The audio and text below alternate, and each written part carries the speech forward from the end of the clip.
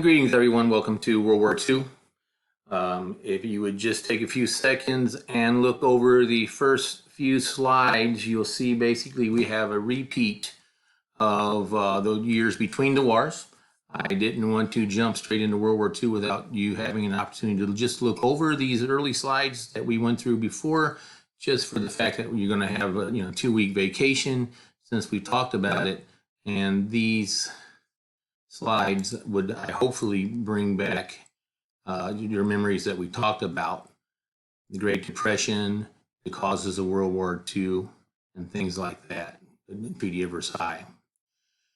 So once you've gone over all of those, this is the end of the introduction to World War II, and basically we'll start talking about when all of the aggression begins, going back as early as 1931, as you remember, when the Japanese dressed up like Chinese soldiers and blew up their own railroad in Manchuria and used that as an excuse to invade Manchuria and conquer that area to set up their own little puppet government there as part of their aggressive expansion policies. When the League of Nations challenged that, basically the Japanese just got up and left. The League of Nations withdrew from it, and no punishment befell Japan.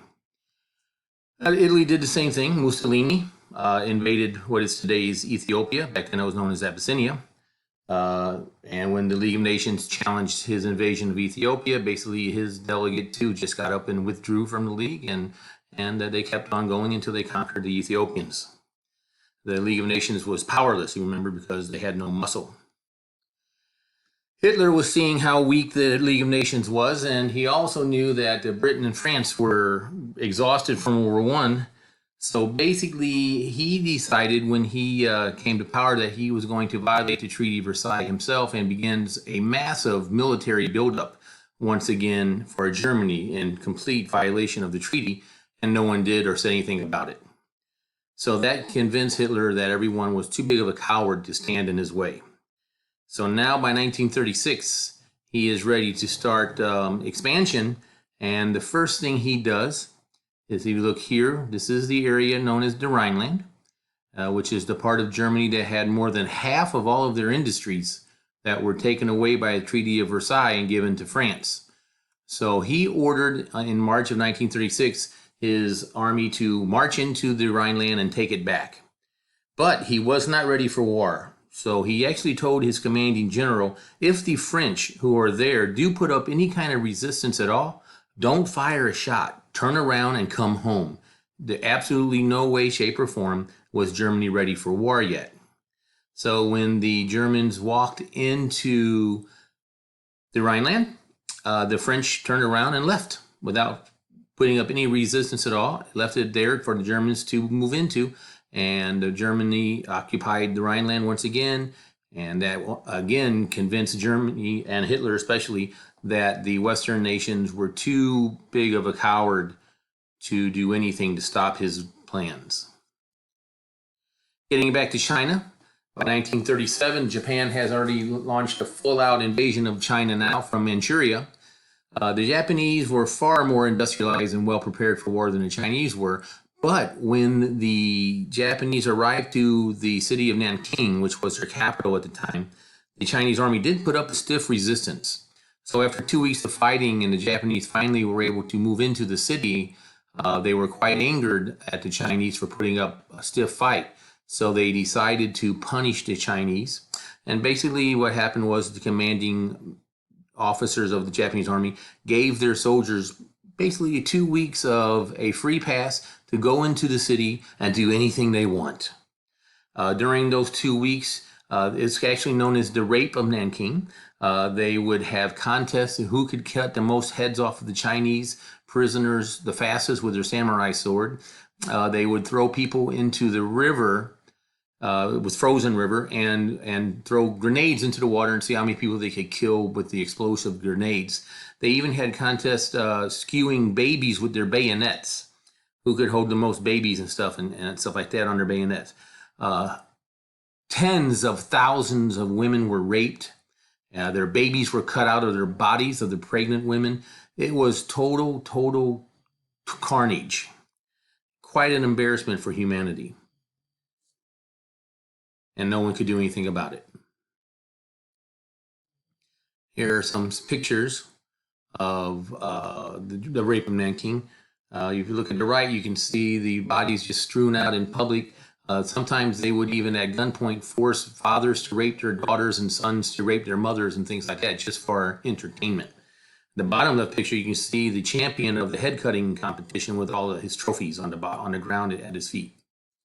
And then, of course, at the top picture, I don't need to explain that.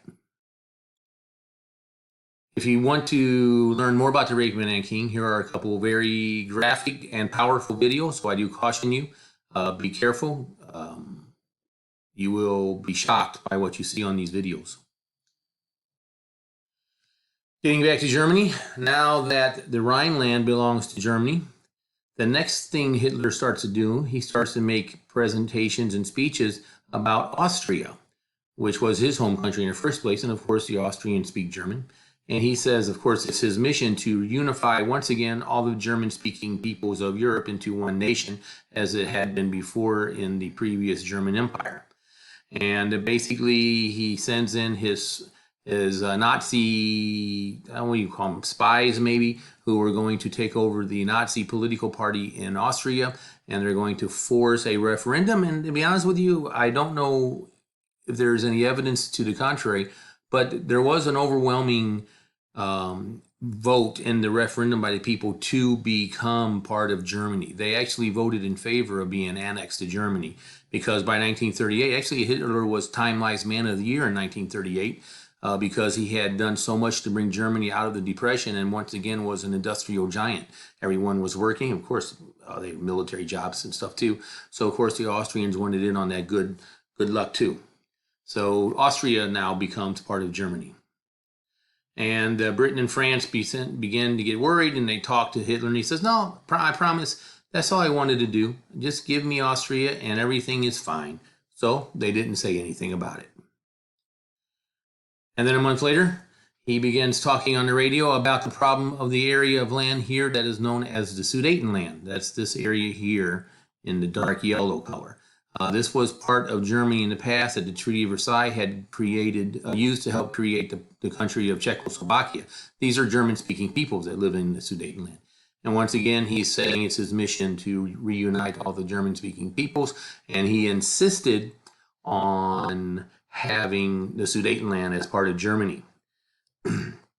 He said, he's even willing to go to war to save these Germans that are trapped in this other country of Czechoslovakia. So basically, to prevent war, Neville Chamberlain, who is the Prime Minister of England and the Prime Minister of France, they actually go to Munich in Germany, and they met with Hitler. And basically, at the end of that meeting, the Munich Agreement came out. And that agreement basically says that Britain and France would allow Germany to take over the Sudetenland in exchange for Hitler's promise of not going to war. And one thing that was ironic about that is that no one from Czechoslovakia was invited to attend that meeting. That land belonging to the sovereign nation of Czechoslovakia was just taken away. And Hitler moved his troops in the Sudetenland and occupied the Sudetenland. And this is a picture here of Chamberlain coming back home to England, holding the agreement, the Munich Agreement, saying, Hitler is a guy we can do business with, man. He was a nice guy, and we were able to save the peace. Now, this is an example of a policy that Chamberlain followed, which was called appeasement. Appeasement means to give in to the demands of someone in order to stop, in this case, that someone from going to war. To give in to someone's demands is to appease that person. And Chamberlain believed that by appeasing Hitler, he was able to save Europe from war. And then a few months later, Germany invaded without warning the rest of Czechoslovakia and occupied that country. And then, of course, England and France get all upset about that. And Hitler says, oh, I know, but I promise you, if you just leave me alone, I won't take anything else. I won't ask for anything else. Everything will be fine, and I'm happy with what I have. So England and France, once again, did nothing in their policy of appeasing Hitler to try to make the peace and avoid war. And then, after conquering Czechoslovakia, Hitler, who learned a lesson, as all the Germans did after World War II, after World War I mean, that Germany can't fight a front on two sides. You can't fight with your army over here and your army over here. In 1939, in the beginning of 1939, the Nazi-Soviet Non-Aggression Pact was signed between Stalin and Hitler, promising these two nations will not go to war with each other. That left Germany free to occupy all of this side of Europe and not have to worry about her back door. Now, there was a secret page that no one knew about to the Non-Aggression Pact, which actually drew a line down Europe. And basically everything on this side of the line was going to be given to Stalin because Stalin wanted all of this, and everything on this side of the line would have been given to Germany. And the line basically was grown after they divided Poland in half because that's their next target. If you look at these slides here, I think they're pretty self-explanatory. What were the four main causes of World War II? You can read those over. Make sure you have those included in your notes because I will ask you that on a quiz, on an essay. And then I'll leave you with this PowerPoint at the end here with this showing a map of Europe at the beginning of 1939 before World War II begins. This was my first attempt at trying this voiceover on a PowerPoint, so I'm going to leave it here, and then if it works, I will send out a second PowerPoint with slides 26 and forward narration attached to that. So I hope this works. Have a good day.